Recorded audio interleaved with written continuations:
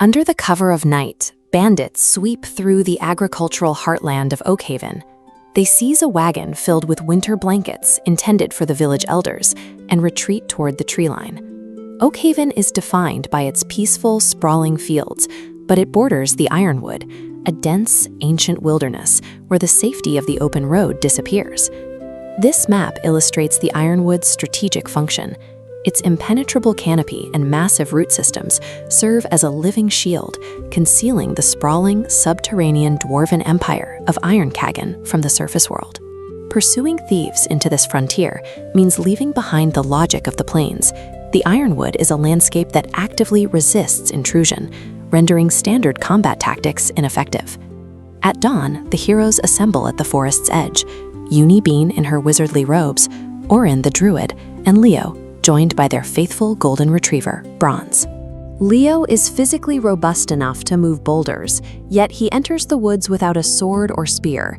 He relies entirely on a single, oversized silver shield. Having grown up in a quiet farming village, Leo chose to use his strength solely as a barrier. He made a vow to stand between his friends and any threat, refusing to use his power to cause harm. And this creates a unique tactical challenge. To recover the blankets, the group must find a way to overcome a band of thieves without their primary defender ever throwing a punch.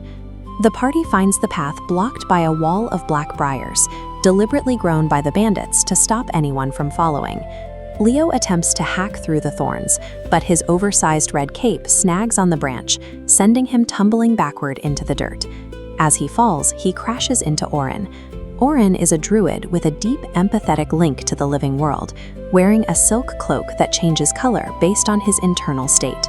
The sudden, clumsy impact startles Orin, and his cloak instantly shifts to a bright, glowing pink.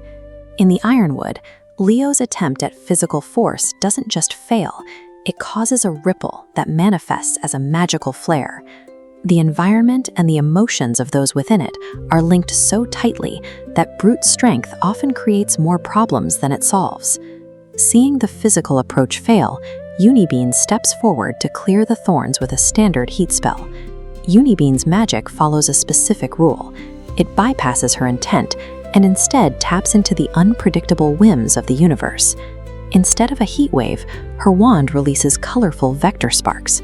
These transform into a chaotic swarm of floating teacups and massive expanding soap bubbles. The bubbles drift into the briars and pop with enough pressure to scatter the thorns. This accidental opening allows Bronze to charge through, tracking the scent of the wagon wheels. The team manages the Ironwood not through precision, but by adapting to these chaotic accidents and finding utility in the unexpected. They eventually locate the bandit camp in a rocky clearing. Uni Bean attempts a smokescreen to hide their approach, but her magic takes a different turn. Her vector sparks mix with the campfire smoke, synthesizing a cloud of magical powder. Within seconds, the entire group of bandits falls into a deep, rhythmic slumber. As Leo moves in to secure the camp, his long cape trips him once again. His shield clatters loudly against a stone, waking the bandit leader. Bronze reacts instantly. He leaps forward to lick the bandit's face, a show of canine affection that keeps the thief distracted while he's half asleep. Seizing the opening, Orin coaxed the ironwood vines to rise from the earth. The plants weave themselves into gentle restraints around the sleeping bandits. By utilizing the environment and Bronze's innocence as tactical diversions, the group secures the camp without ever drawing a weapon. The heroes return the stolen blankets to Oakhaven's sunlit square, where the village elders are finally protected from the coming winter. After the mission, the group gathers in the Boar's Boot Tavern. They settle in with mugs of cocoa while Bronze rests at their feet, his tail thumping against the floorboards. This recovery confirms that Leo's commitment to protection is a viable path forward, even in the most dangerous corners of the realm. Teamwork and kindness are the most reliable forces for navigating the 81 domains of Ethelgard, where a little empathy can solve the roughest problems.